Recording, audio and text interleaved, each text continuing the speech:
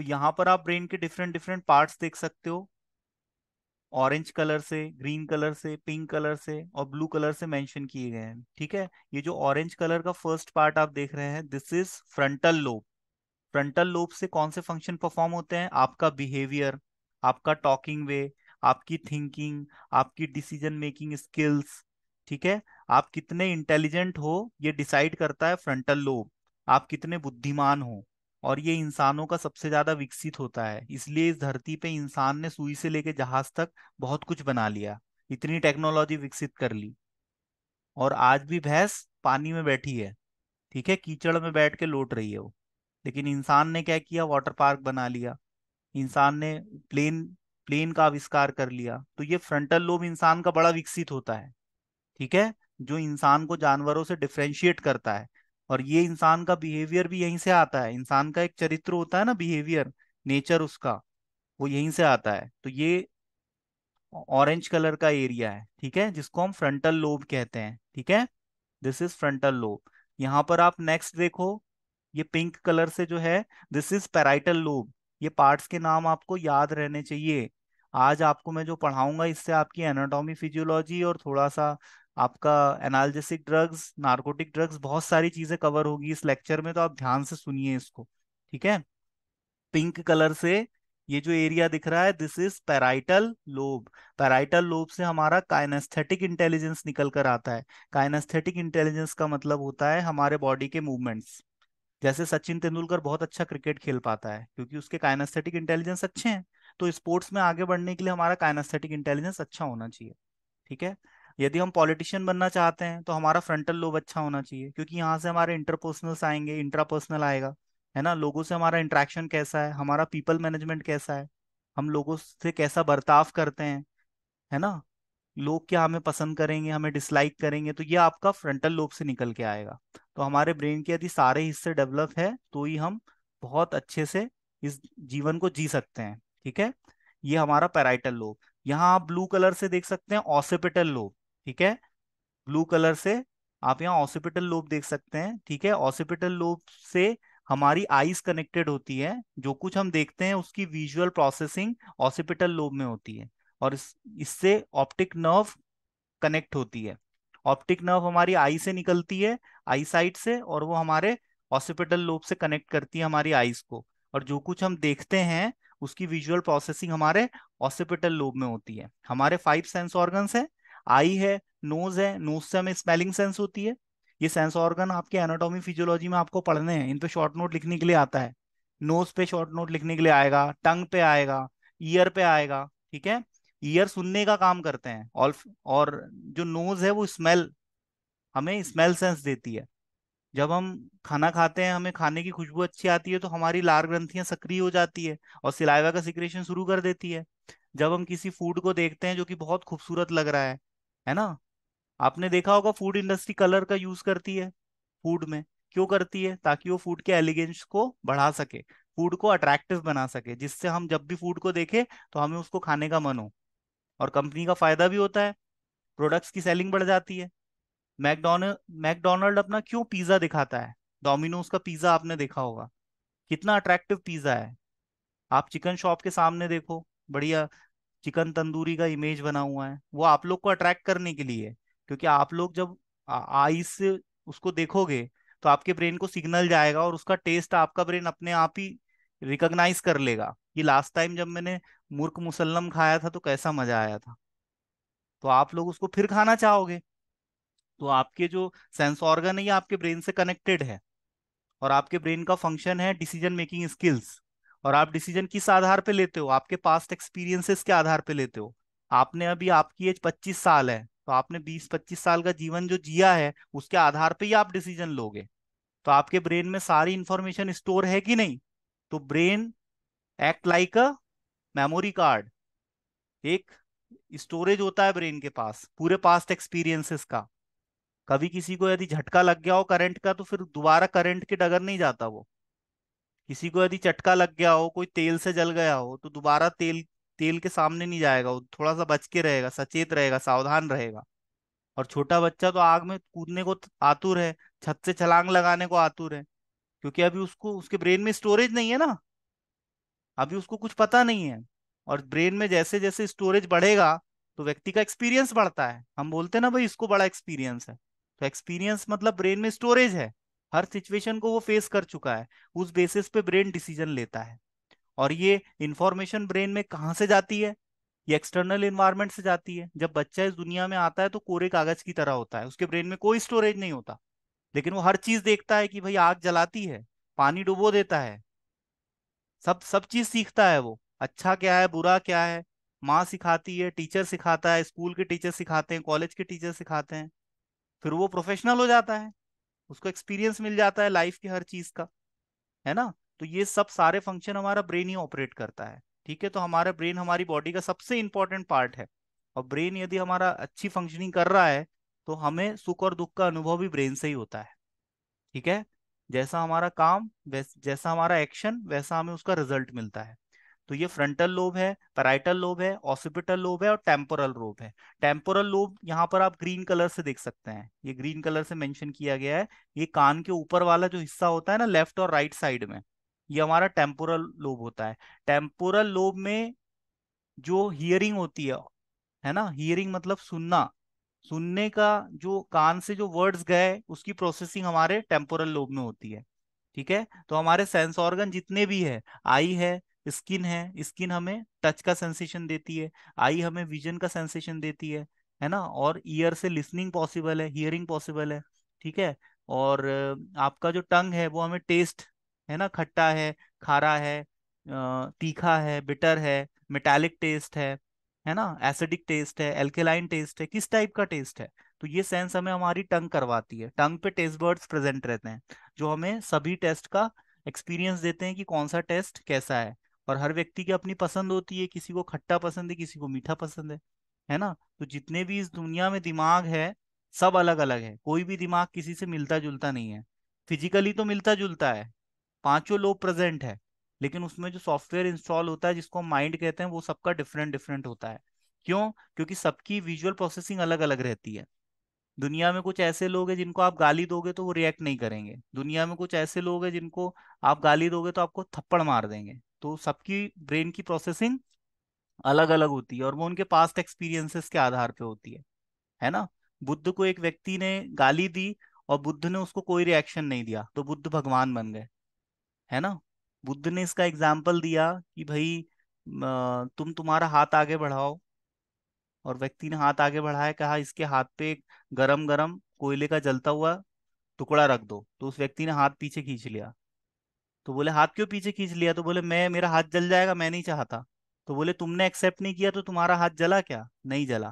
तो बोले वैसे ही तुम मुझे गाली दे रहे हो, मैं एक्सेप्ट नहीं करूंगा तो मुझे कोई फर्क नहीं पड़ेगा। और तुम गाली दे के तुम्हारा मुंह खराब कर रहे हो, तुम तुम्हारी क्वालिटी बता रहे हो कि तुम क्या है और तुम्हारे दिमाग में क्या भरा हुआ है ना। तो ये होता है माइंड। और आपका ये ब्रेन के जितने भी स्ट्रक्चर है ये सभी में आपका माइंड इंस्टॉल होता है। Mind is a software and brain is a hardware. ठीक है, तो माइंड दिखता नहीं है लेकिन माइंड होता है। और ब्रेन के जितने भी पार्ट्स हैं आप इनको फिजिकली देख सकते हो। आप ब्रेन की सर्जरी करोगे तो आपको ब्रेन के सारे पार्ट्स मिल जाएंगे। यहाँ पर आप देख सकते हो मेडुला ऑब्लंगाटा। मेडुला ऑब्लंगाटा को नाना पाटेकर ने बहुत अच्छे से एक्सप्लेन किया, इसको छोटा मगज बोलते हैं। ठीक है, छोटा मगज बोलते हैं हिंदी में। और ये रिस्पायरेटरी सेंटर होता है हमारे ब्रेन का जो ब्रीदिंग को कंट्रोल करता है। ठीक है, और ये ऑटोनोमिक नर्वस सिस्टम का एक पार्ट होता है। तो हमारी बॉडी में ऐसे प्रोसेस है जो इनवॉलेंट्रीली हो रहे हैं, वो सब यही परफॉर्म करता है। ठीक है, जैसे किडनी का फिल्ट्रेशन हो रहा है ना, हार्ट बीट हुई, हमारी हार्ट रेट हुई। ठीक है, और एक हाइपोथैलेमस पार्ट होता है वो बॉडी का टेम्परेचर को रेगुलेट करता है। हमारे बॉडी का नॉर्मल टेम्परेचर होता है 37 डिग्री सेल्सियस। यदि ये बढ़ जाता है तो उसको हम कहते हैं hyperpyrexia. Hyperpyrexia of condition of elevation of body temperature. Normal temperature is 37 degree Celsius और फ़ारेनहाइट में 98.6 फ़ारेनहाइट। यदि ये बढ़ जाएगा तो इसको हम बोलेंगे हाइपर पायरेसिया, और यदि ये कम हो जाएगा तो हमारी बॉडी ठंडी पड़ जाती है। तो हमारी बॉडी में टेम्परेचर कहाँ से आता है? मेटाबॉलिक प्रोसेस, बायोकेमिकल रिएक्शंस जो बॉडी में होते हैं उसकी वजह से हमारी बॉडी का इतना टेम्परेचर नॉर्मली मेंटेन रहता है। तो यहाँ पर आप ब्रेन का स्ट्रक्चर समझे।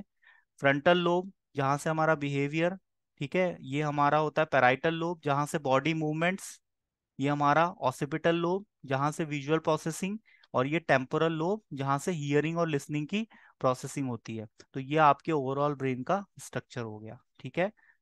ये आपका पार्ट है सेरेबेलम, और एक होता है सेरेब्रम, और एक होता है मेडुला ऑब्लंगाटा, और यहाँ पर ये वाला जो पार्ट है इसको हम पॉन्स कहते हैं, ठीक है। तो ये हमारा ब्रेन का स्ट्रक्चर हुआ। अब ऐसे ड्रग्स जो कि मेडिकल प्रैक्टिशनर के प्रिस्क्रिप्शन पे ही दिए जाते हैं उनको हम एच शेड्यूल के ड्रग कहते हैं। ये एक ड्रग वो है, आप मेडिकल स्टोर पे गए, आपने कहा कि भैया मुझे सर दर्द की दवाई दो, उसने आपको सैराडोन दी, एनासिन दी, है ना, क्रोसिन दी, तो ये ओटीसी कैटेगरी के ड्रग्स हैं जिनके लिए प्रिस्क्रिप्शन की जरूरत नहीं है। फार्मासिस्ट आपको नहीं बोलेगा कि प्रिस्क्रिप्शन दिखाओ, कौन से डॉक्टर ने प्रिस्क्राइब किया है, डॉक्टर का नाम क्या है, कहाँ बैठता है, कौन से हॉस्पिटल से आए हो, कुछ सवाल नहीं करेगा आपसे। लेकिन कुछ दवाइयां ऐसी होती है जो डॉक्टर के प्रिस्क्रिप्शन पे ही दी जाती है, तो उसको हम एच शेड्यूल के ड्रग कहते हैं, ठीक है। इनको हम साइकोटिक ड्रग्स भी कहते हैं। तो जो ड्रग्स हमारे ब्रेन पे काम करते हैं वो साइकोटिक ड्रग्स की कैटेगरी में आते हैं। हर वो ड्रग जो हमारे सेंट्रल नर्वस सिस्टम पे काम कर रहा है उसको हम साइकोटिक ड्रग्स की कैटेगरी में रखते हैं, ठीक है। Drugs that could be dispensed only on the prescription of registered medical practitioner. अब रजिस्टर्ड मेडिकल प्रैक्टिशनर कौन है? जिसने डॉक्टरी का कोर्स किया है और बोर्ड में अपना रजिस्ट्रेशन करवाया है। जैसे किसी ने 5 साल का एमबीबीएस किया, उसके बाद उसने मेडिकल काउंसिल ऑफ इंडिया में अपना रजिस्ट्रेशन करा लिया, तो उसको एक लाइसेंस नंबर मिल गया। अब वो क्लिनिक खोल सकता है लीगली, ठीक है। जैसे आप लोग डी फार्मेसी करोगे, आप लोग को एक लाइसेंस मिलेगा, उस पर एक नंबर रहेगा, ठीक है। तो आप लोग मेडिकल स्टोर खोल सकते हो, आपको ड्रग लाइसेंस मिल जाएगा, ठीक है, आप उसके लिए अप्लाई करोगे तो आप लोग मेडिकल स्टोर खोल सकते हो। वैसे ही डॉक्टर अपना क्लिनिक खोल सकता है, हॉस्पिटल खोल सकता है ना। जो लोग पैथोलॉजी के कोर्सेज करते हैं, डीएमएलटी बीएमएलटी, उनको भी लाइसेंस दिए जाते हैं, वो पैथोलॉजी लैब्स खोल सकते हैं, है ना। तो ये सब लाइसेंसिंग इसलिए की गई है कि एक पढ़ा लिखा समझदार व्यक्ति ही मेडिकल फील्ड में काम कर पाए। कोई व्यक्ति यदि चाहता है कि मैं अफीम की खेती करूं तो उसको भी लाइसेंस लेना पड़ता है। कोई व्यक्ति यदि चाहे कि भाई मैं दारू की शॉप डाल लूं, अंग्रेजी अंग्रेजी दवा की दुकान, तो उसको लिक्योर लाइसेंस दिया जाता है, गवर्नमेंट देती है, सेंट्रल गवर्नमेंट, है ना। तो ये सारे काम लाइसेंस के थ्रू इसलिए किए जाते हैं क्योंकि गवर्नमेंट के ऑब्जर्वेशन में ये सारे काम हो, और जो व्यक्ति कर रहा है वो रिस्पॉन्सिबिलिटी उठाए कि जो जो काम मैं कर रहा हूँ इससे सोसाइटी को कोई नुकसान नहीं पहुंचेगा, ठीक है। तो एच शेड्यूल में कौन से ड्रग्स आते हैं जो कि डॉक्टर के प्रिस्क्रिप्शन पे ही पेशेंट को दिए जाते हैं? जैसे प्रेगनेंसी टर्मिनेशन के लिए जो ड्रग्स आते हैं वो इस कैटेगरी में आएंगे। एंटीबायोटिक्स आते हैं, थर्ड जनरेशन एंटीबायोटिक्स हैं, वो इस कैटेगरी में आएंगे, है ना। नेक्स्ट शेड्यूल आता है एक्स शेड्यूल। एक्स शेड्यूल में नार्कोटिक ड्रग्स आते हैं। नार्कोटिक ड्रग्स क्या क्या होते हैं?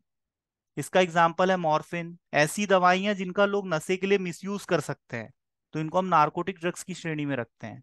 तो कुछ ऐसी दवाएं होती है जो दर्द को कम करती है लेकिन साथ ही साथ जो नशा भी प्रोड्यूस करती है, तो इन दवाइयों को नार्कोटिक ड्रग्स की कैटेगरी में रखा गया है। और इन दवाइयों को रखना, इन दवाइयों को बेचना का रिकॉर्ड मेंटेन हमें करना पड़ता है, ठीक है। अदरवाइज हम पे लीगल एक्शन लिया जा सकता है, क्योंकि नशीली दवाइयों की तस्करी होती है, स्मगलिंग होती है, ब्लैक मार्केटिंग होती है, और इससे हमारे देश के युवाओं को नशीली दवाओं के माध्यम से उनके मस्तिष्क को कमजोर बनाया जाता है। आपने देखा सुना होगा कि कोई कोकेन ले रहा है, कोई स्मैक ले रहा है ना, और कोई ब्राउन शुगर का नशा कर रहा है, कोई हेरोइन सूंघ रहा है ना। तो कोई सूंघ रहा है, तो कोई चाट रहा है, तो कोई खा रहा है, तो कोई इंजेक्शन लगा रहा है। तो ये नशा जितना भी है ये सब दवाइयों से ही तो होता है। दवाइयों का जो ओवरडोज है, या तो वो व्यक्ति को मार देगा या नशे की कंडीशन में लेके चला जाएगा। तो नशे को यदि समाज से दूर करना है तो नार्कोटिक ड्रग्स के सुपरविजन पर ध्यान देना पड़ेगा। तो ये कौन करता है? फार्मासिस्ट और मेडिकल फील्ड से जो प्रोफेशनल्स होते हैं वो इस चीज का ध्यान रखते हैं, इस चीज को इंश्योर करते हैं। लोग डाइजेपाम से नशा करते हैं, कोडीन फॉस्फेट। कोडीन फॉस्फेट कफ को सप्रेस करता है, किसी को खांसी हो गई तो उसको एज अ मेडिसिन दिया कोडीन फॉस्फेट, उसने पूरी बोतल गटक ली और उसको नशा हो गया, उसको मजा आ गया, अगली बार से फिर वो बोतल खरीदेगा और नशा करेगा। तो इससे ड्रग डिपेंडेंस पैदा होगा, और जब ड्रग डिपेंडेंस आता है तो फिर ड्रग अब्यूज भी पैदा होता है। ड्रग अब्यूज मतलब होता है दवाइयों का गलत इस्तेमाल। तो दवाइयों के गलत इस्तेमाल को हम ड्रग अब्यूज कहते हैं। और ड्रग डिपेंडेंस कहते हैं कि दवाई के बिना आपका काम नहीं चल रहा। आप दवाई नहीं खा रहे हो तो आपको अच्छा नहीं लग रहा, आप दवाई नहीं खा रहे हो आपका किसी काम में मन नहीं लग रहा, आपने सोने के लिए नींद की दवाई खाई, आज खाई, कल खाई, परसों खाई, आपको नींद आ गई। आपने फिर दवाई नहीं खाई तो आपको नींद ही नहीं आ रही, आप दवाइयों पे डिपेंड हो गए। अब बिना दवाई के आप सो नहीं पा रहे, मतलब आप दवाइयों पे निर्भर हो गए। तो जो दवाइयां निर्भरता बढ़ाती हैं, उन दवाइयों का इस्तेमाल एक लिमिटेड पीरियड ऑफ टाइम के लिए किया जाता है। लंबे समय तक इस्तेमाल करने से उन दवाइयों पे हमारी निर्भरता बढ़ जाती है और फिर हम उन दवाइयों के बिना रह नहीं पाएंगे। ठीक है, तो आपको समझ में आया। ओटीसी ड्रग्स क्या है? ओवर द काउंटर ड्रग्स जो बिना प्रिस्क्रिप्शन की दी जाती है। एच शेड्यूल के ड्रग्स के लिए हमें प्रिस्क्रिप्शन चाहिए, और जो एक्स शेड्यूल के ड्रग्स हैं इनके लिए हमें हैंड रिटन प्रिस्क्रिप्शन चाहिए। हैंड रिटन प्रिस्क्रिप्शन मतलब डॉक्टर ने अपने हाथ से लिख के दिया हो, है ना। कहीं कहीं आपने देखा होगा प्रिंटेड प्रिस्क्रिप्शंस भी होते हैं, ठीक है, लेकिन नार्कोटिक ड्रग्स के लिए प्रिंटेड प्रिस्क्रिप्शंस नहीं वैलिड है। नार्कोटिक ड्रग्स के लिए आपको डॉक्टर का हैंड रिटन प्रिस्क्रिप्शन ही चाहिए, तभी आपको वो ड्रग्स दिए जाएंगे। और ड्रग इंस्पेक्टर मेडिकल स्टोर पे आता है तो पूछता है कि भैया नार्कोटिक ड्रग्स रखते हो तो उसका रिकॉर्ड मुझे दिखाओ। और यदि कोई रिटेल शॉप वाला नहीं दिखाता है तो उसका लाइसेंस सस्पेंड हो सकता है। ठीक है, तो हमें रिकॉर्ड मेंटेन करना पड़ता है एक्स शेड्यूल के ड्रग का। अब narcotic agents act as a potent analgesics. Analgesics क्या होते हैं? जो दर्द को कम करते हैं, दर्द के एहसास को कम करते हैं, और रिवर्सिबली करते हैं, परमानेंट नहीं करते। जैसे आपको आज दर्द हो रहा है, आपने दवाई खाई, दवाई आपके पेट से खून में जाएगी, और जब वो खून में जाएगी तो उस रिसेप्टार से बाइंड करके या किसी बायोलॉजिकल पाथवे को ब्लॉक करके अपना एक्शन देगी। तो जब तक दवाई अपना एक्शन देगी तब तक दर्द आपको नहीं होगा, इसलिए ये वर्ड यूज किया गया रिवर्सिबली। ठीक है, तो analgesics are the drug which reduces the sensation of pain reversibly. ठीक है, ये दो टाइप के होते हैं। ये दो टाइप के होते हैं, एक होता है नार्कोटिक ड्रग्स और एक होता है नॉन नार्कोटिक ड्रग्स, या ओपियोड ड्रग्स और नॉन ओपियोड ड्रग्स। ठीक है, तो ओपियोड ड्रग्स में आता है मॉर्फिन, जो कि हमें नेचुरल सोर्स से मिलता है। पेपावर सोमनीफेरा जो प्लांट होता है, उसके कैप्सूल से हमें मॉर्फिन मिलता है। ठीक है, और morphine act as a powerful pen killer. ये पेन किलर बहुत ज्यादा पावरफुल होता है। कोई शोल्डर एलओसी बॉर्डर पे लड़ाई कर रहा है, फाइटिंग कर रहा है, उसको कंधे में गोली लग गई, उसने इंजेक्शन लगा लिया, उसके बाद भी वो अपनी फाइटिंग कंटिन्यू कर सकता है, क्योंकि उसको दर्द का एहसास नहीं होगा। भले ब्लीडिंग हो रही है, गोली लग गई है कंधे में, लेकिन दर्द का एहसास नहीं होगा, इतने पावरफुल होते हैं ये। ठीक है, तो ये मॉर्फिन के इंजेक्शंस भी आते हैं। ठीक है, अभी हम आगे देखेंगे। और दूसरे ड्रग्स होते हैं NSAIDs, non steroidal anti inflammatory drugs, जिसका एग्जांपल है डाइक्लोफिनेक, एसिक्लोफिनेक, एस्पिरिन, पैरासीटामोल। लेकिन ये ड्रग्स क्या है, पेरिफेरल नर्वस सिस्टम पे काम करते हैं। ठीक है, और ये जो नार्कोटिक्स होते हैं वो सेंट्रल नर्वस सिस्टम पे काम करते हैं। नर्वस सिस्टम को डिवाइड किया गया है टू पार्ट्स में, सेंट्रल नर्वस सिस्टम और peripheral nervous system. Central nervous system में आता है ब्रेन और स्पाइनल कॉर्ड। तो नार्कोटिक ड्रग्स के जो रिसेप्टार है, कप्पा रिसेप्टार, म्यू रिसेप्टार, है ना, ये रिसेप्टार कहाँ प्रेजेंट होते हैं? ब्रेन और स्पाइनल कॉर्ड में प्रेजेंट रहते हैं। तो ये ड्रग्स उन रिसेप्टार से बाइंड करके अपना एक्शन देते हैं। ये न्यूरॉन्स की एक्टिविटी को, न्यूरॉन का जो कंडक्शन है उसको ये ब्लॉक कर देते हैं, जिस वजह से एक्शन मिलता है। ठीक है, now what is definition of analgesics? These are the drugs selectively depress the central nervous system and used in treatment of pain. Example morphine, heroin, and its derivative like hydrocodone. Now classification, narcotic drugs are classified into four major classes. ठीक है, इसमें पहला आता है आपका morphine और codeine. These are the natural alkaloids. Alkaloids क्या होते हैं? ये प्लांट के सेकेंडरी मेटाबोलाइट्स होते हैं। प्लांट में प्राइमरी मेटाबोलाइट्स होते हैं, सेकेंडरी मेटाबोलाइट्स होते हैं। तो जो प्राइमरी मेटाबोलाइट्स है वो प्लांट के सर्वाइवल के लिए जरूरी होते हैं, लेकिन जो सेकेंडरी मेटाबोलाइट्स होते हैं वो प्लांट के एक्सक्रीटरी प्रोडक्ट होते हैं, लेकिन ह्यूमन बींग्स में वो दवा की तरह काम करते हैं। तो सेकेंडरी मेटाबोलाइट्स जैसे एल्केलॉइड्स हुआ, ग्लाइकोसाइड हुआ, सेपोनिन हुआ, टेनिन्स हुआ, ठीक है, ऑयल हुआ, रेजिन हुआ, ये प्लांट के एडिशनल पार्ट्स होते हैं, एडिशनल मेटाबोलाइट्स होते हैं जो कि प्लांट बनाता है, लेकिन प्लांट के लिए उतने काम के नहीं रहते जितने इंसान के लिए काम के रहते हैं। तो इंसान इनका दवाइयों के रूप में उपयोग करता है। तो मॉर्फिन जो मिलता है वो एक एल्केलॉइड होता है, और हमें किससे मिलता है? Resin part of Poppy plant. Poppy plant का बायोलॉजिकल नेम होता है पेपावर सोमनी फेरा। जिससे हमें मिलता है। और इसका सिंथेटिक फॉर्म क्या है? हेरोइन। ड्रग्स तीन प्रकार के होते हैं, नेचुरल ड्रग्स, सेमी सिंथेटिक और सिंथेटिक। नेचुरल ड्रग वो होते हैं जो सीधे हमें प्लांट से मिल गए, यदि हमने उसमें थोड़ा बहुत चेंज लाया तो उसको हम बोलते हैं सेमी सिंथेटिक। और यदि उस ड्रग को हमने एग्जैक्टली लैब में प्रिपेयर कर लिया पूरी तरह से, तो हम उसको बोलते हैं फुल्ली सिंथेटिक ड्रग्स। तो हमारे फार्मेसी में सिंथेटिक ड्रग्स, नेचुरल ड्रग्स और सेमी सिंथेटिक ड्रग्स ये सभी हमें पढ़ने होते हैं। तो हेरोइन क्या है? हेरोइन सिंथेटिक ड्रग है। किससे बना है ये? मॉर्फिन से बना है। ठीक है, मॉर्फिन के जैसा इसका स्ट्रक्चर होता है। और मॉर्फिन हमारी बॉडी में एक्शन कैसे देता है? रिसेप्टार के थ्रू देता है। और इसके रिसेप्टार कहाँ प्रेजेंट होते हैं? ब्रेन और स्पाइनल कॉर्ड में प्रेजेंट रहते हैं। और ये इसकी एक्टिविटी क्या है? It act as a powerful pen killer. Synthetic agent which resemble to the morphine is pethidine, methadone and tramadol. अब यदि मॉर्फिन की पॉइजनिंग हो जाए तो हम नेलॉक्सेन यूज करते हैं। ठीक है, naloxone is antidote for morphine poisoning. Morphine की पॉइजनिंग कब हो सकती है? In case of overdose. यदि बहुत ज्यादा दवाई यदि पेशेंट खा लेगा या उसको गलती से डॉक्टर दे दे या वो खा ले तो उसको पॉइजनिंग हो जाएगी। और पॉइजनिंग के लिए हम कौन सा एंटीडोट यूज करेंगे? मॉर्फिन की, नेलॉक्सेन। ये बहुत इंपॉर्टेंट पॉइंट है, कॉम्पिटेटिव एग्जाम में पूछा जाता है कि मॉर्फिन की पॉइजनिंग के लिए कौन सा एंटीडोट यूज करते हैं। तो इसमें आपको नाम याद रखना है, नेलॉक्सोन और डेप्सोन, ये दो यूज करते हैं। ठीक है, तो नेलॉक्सोन सबसे ज्यादा यूज होता है। अब साइकोटिक ड्रग्स क्या होते हैं? जो कि ब्रेन सेंट्रल नर्वस सिस्टम पे काम करते हैं, उनको हम साइकोटिक ड्रग्स कहते हैं। अब ये ड्रग किन बीमारियों के ट्रीटमेंट में यूज होंगे? मूड को स्टेबलाइज करने में। कोई पेशेंट बहुत ज्यादा चिंता कर रहा है, डिप्रेशन में चला गया है, डिप्रेशन का शिकार हो गया है, तनावग्रस्त हो गया है ना, उसके मूड बहुत ज्यादा स्विंग हो रहे हैं, उसको बाइपोलर डिसऑर्डर हो गया है, कभी वो कुछ कह रहा है, कभी कुछ कह रहा है, कभी वो गांधी बन जा रहा है, कभी हिटलर बन जा रहा है। आपने अपरिचित मूवी देखी होगी, उसमें एक ही व्यक्ति के अंदर दो कैरेक्टर समाहित हो जाते हैं, होते कि नहीं? कभी वो खूंखार हो जाता है, जुर्म सहने को तैयार नहीं है, और उसमें एक ऐसा कैरेक्टर डेवलप हो जाता है जिसको कितना ही लात मारो तो वो चुपचाप लात खा रहा है। तो इसका मतलब क्या हुआ? एक ही व्यक्ति के अंदर उसके माइंड में दो हिस्से डेवलप हो गए, मतलब बाइपोलर डिसऑर्डर हो गया उसको। तो जितनी भी मेंटल डिजीज है उनके ट्रीटमेंट में हम साइकोटिक ड्रग्स यूज करते हैं। और साइकोटिक ड्रग्स कौन सी कैटेगरी में आता है? एक्स शेड्यूल के ड्रग्स होते हैं, जो कि माइंड से रिलेटेड प्रॉब्लम के रिजॉल्व के लिए हम यूज करते हैं। माइंड से रिलेटेड प्रॉब्लम कौन सी है? एंजाइटी है, स्ट्रेस है, मूड स्विंग है, बाइपोलर डिसऑर्डर है, स्किज़ोफ्रेनिया है। ये सारी बीमारियां माइंड से रिलेटेड है। कोई व्यक्ति कह रहा है कि मुझे भूत दिख रहा है, और घर के सदस्यों को में किसी को भूत नहीं दिख रहा, उसी को भूत दिख रहा है, तो मेडिकल साइंस कहता है कि ये व्यक्ति बीमार हो गया है।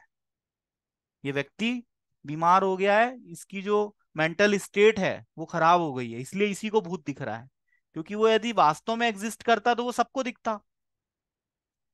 यदि आपकी फैमिली में 5 लोग हैं और आप लोग कहोगे कि सामने मेरे एक व्यक्ति बैठा है और वो मेरी गला दबाने की बात कर रहा है, और वो बात आपको ही सुनाई दे रही है, और वो आपको ही दिख रहा है और किसी को नहीं दिख रहा, मतलब वो आपके दिमाग आपको दिखा रहा है, वो आपका दिमाग में उल्टी सीधी प्रोसेसिंग हो रही है, तो आपको सीजोफेनिया हो गया। सीजोफेनिया बहुत खतरनाक बीमारी होती है। इसमें व्यक्ति को ऐसा लगता है कि कोई हमेशा उसके साथ है और उसको मारने की कोशिश कर रहा है, उसका गला दबा रहा है, उसकी छाती पे बैठा है। ऐसी ऐसा एहसास, ऐसी फीलिंग उसको आती है, और वो हमेशा डर में रहता है वो, और पागल होके मर भी सकता है। तो श्रीजोफेनिया जो बीमारी है, उसमें हम ऐसे ड्रग्स का इस्तेमाल करते हैं। पेशेंट को नींद नहीं आ रही, हम उसको नींद की दवाई दे देते हैं। एल्प्राजोलम है, डायजेपाम है, नाइट्राजेपाम है, इस टाइप की दवाइयां देके हम पेशेंट को सुला देते हैं, ताकि पेशेंट को नींद आ जाए। क्योंकि यदि किसी व्यक्ति को नींद नहीं आएगी तो उसको एक बीमारी हो जाती है जिसको हम बोलते हैं इंसोम्निया। इंसोम्निया भी 3 प्रकार के होते हैं। ठीक है, आगे अभी बताऊंगा। इंसोम्निया मतलब नींद नहीं आने की बीमारी। और ये बीमारी बहुत लोगों को हो जाती है, जो लोग बहुत टेंशन लेते हैं, बहुत सोचते हैं किसी भी विषय पे बहुत ज्यादा। किसी भी विषय पे आप ज्यादा सोचना शुरू कर दोगे, आपको नींद आनी बंद हो जाएगी। ठीक है, तो ये जो दवाइयां हैं ये मानसिक विकृति के उपचार में उपयोग की जाती हैं, जिनको हम मेंटल डिसऑर्डर कहते हैं। ठीक है, अब हम देखते हैं सेडेटिव हिप्नोटिक्स क्या होते हैं। हिप्नोटिक्स ऐसी दवाइयां होती है जो स्लीपिंग कॉज करती है। ठीक है, इंसोम्निया के ट्रीटमेंट में यूज होती है। 3 टाइप के इंसोम्निया होते हैं। ट्रांजिशियंट इंसोम्निया, लेस देन 3 डेज तक यदि आपको नींद नहीं आए तो ट्रांजिशेंट। और यदि शॉर्ट टर्म इंसोम्निया में क्या होगा, आपको कम से कम 3 दिन से 3 सप्ताह तक नींद नहीं आएगी। और लॉन्ग टर्म इंसोम्निया में क्या होगा, महीने भर हो गए आपको नींद ही नहीं आ रही। तो ये होता है इंसोम्निया। तो इसके इलाज में हम जो ड्रग यूज करते हैं उनके नाम है जोल्पिडेम, ठीक है, diazepam, phenobarbital, alprazolam, lorazepam, pregabalin, nitrazepam. इतने ड्रग्स हम यूज करते हैं। अब हमारे ब्रेन में दो प्रकार के न्यूरोट्रांसमीटर होते हैं। ऐसे न्यूरोट्रांसमीटर जो एक्साइटेशन कॉज करेंगे उनको हम एक्साइटेटरी न्यूरोट्रांसमीटर कहते हैं। जब ये रिलीज होंगे तो आपकी बॉडी एक्साइटेड हो जाएगी, आप कूद कूद के नाचोगे, खुश होगे, आप बोलोगे मेरे को बड़ा आनंद आ गया है, जब एक्साइटेटरी न्यूरॉन रिलीज होंगे। और ये एक्साइटेटरी न्यूरॉन जब आवश्यकता से ज्यादा ही बनेंगे तो आपको बीमारी भी हो सकती है, ठीक है। और यदि एक्साइटेटरी न्यूरोट्रांसमीटर यदि कम हो जाए तो उससे भी आपको बीमारी हो सकती है। पार्किंसन की बीमारी डोपामाइन की डेफिशिएंसी से होती है। डोपामाइन कम रिलीज होगा, आपको पार्किंसन हो सकता है। पार्किंसन में आपके हाथ पैर अपने आप ही हिलते रहेंगे, तो आपकी फिंगर हमेशा मूव होते रहेगी, सिवरिंग होते रहेगी। तो न्यूरोट्रांसमीटर की कमी से बीमारी होती है। और न्यूरोट्रांसमीटर यदि ज्यादा रिलीज हो उससे भी बीमारी होती है। यदि न्यूरोट्रांसमीटर की एक्टिविटी डिस्टर्ब हो जाए तो मिर्गी जैसी बीमारी होती है, अपने आप ही बॉडी हिलने डुलने लगती है, पेशेंट अनकॉन्शियस हो जाता है, मुंह से फेस आने लगता है। तो मिर्गी जैसी बीमारियां हो जाती है। तो ये जो बीमारियां हैं ये आपके सेंट्रल नर्वस सिस्टम से रिलेटेड है।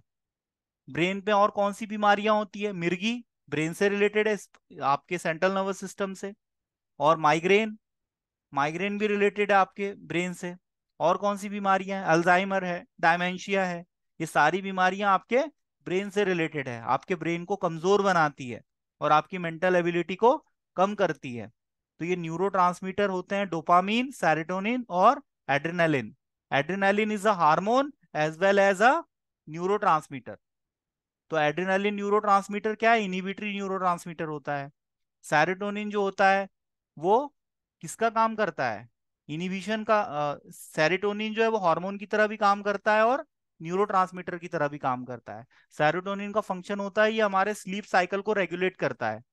सेरोटोनिन की कमी यदि आप में हो जाए तो व्यक्ति उसमें तनावग्रस्त हो जाएगा, ठीक है, उसके फेशियल एक्सप्रेशन न्यूट्रल हो जाएंगे, ठीक है, यदि सेरोटोनिन की कमी हो जाएगी तो सेरोटोनिन के जो ड्रग्स हैं वो आपके माइंड की स्टेट को इम्प्रूव करते हैं, आपको खुशी देते हैं, प्लेजर, आनंद देते हैं।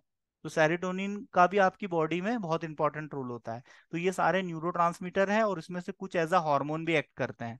जैसे कि serotonin is a neurotransmitter as well as a hormone, and adrenaline is same. Adrenaline कहाँ से रिलीज होता है, कल आपको मैंने बताया था, किडनी पे जो एड्रिनल ग्लैंड प्रेजेंट रहता है, कैप लाइक स्ट्रक्चर होता है, वहां से एड्रेनालिन हार्मोन सिक्रीट होता है और ये fight and flight mode response show करता है। अब मार्केट में कुछ ड्रग्स अवेलेबल है जिनके ब्रांड नेम भी यहाँ दिए हुए हैं। जैसे फेंटानिल का इंजेक्शन आता है, it is a powerful pain killer injection. Duragesic is a brand name. Heroin, heroin को स्ट्रीट ड्रग भी कहते हैं। हेरोइन का यूज होता है, misuse. Hydrocodone, methadone, oxidone, oxycodone, meperidine. इसका जो ब्रांड नेम है वो है डिमेरॉल, ठीक है, डिमेरॉल इसका ब्रांड नेम है। अब ये काम कैसे करते हैं, नार्कोटिक ड्रग्स, ये ओपियोड रिसेप्टर से बाइंड करते हैं जो कि सेंट्रल नर्वस सिस्टम पे और थोड़े बहुत पेरिफेरल नर्वस सिस्टम पे भी प्रेजेंट होते हैं। और ये जी प्रोटीन टाइप के कपल्ड रिसेप्टर होते हैं, म्यू, डेल्टा और कप्पा इनके नाम होते हैं। ये क्या करते हैं, अपना एक्शन कैसे देते हैं, by opening of sodium channel causing hyperpolarisation. और ये कैल्शियम चैनल की ओपनिंग को इनिबिट करते हैं। और it inhibit the releases of excitatory neurons and reduces the neuronal activity of pain caring pathways. अब यहाँ पर जितने भी आपके ओपियोड रिसेप्टर है इनसे ये ड्रग बाइंड करेंगे और अपना एक्शन देंगे और पेन के सेंसेशन को कम करेंगे और दर्द निवारक गोलियों की तरह उपयोग किए जाएंगे। अब इसमें जो मॉर्फिन है ये एज अ पेन किलर काम करता है, इट इज अ ओपियोड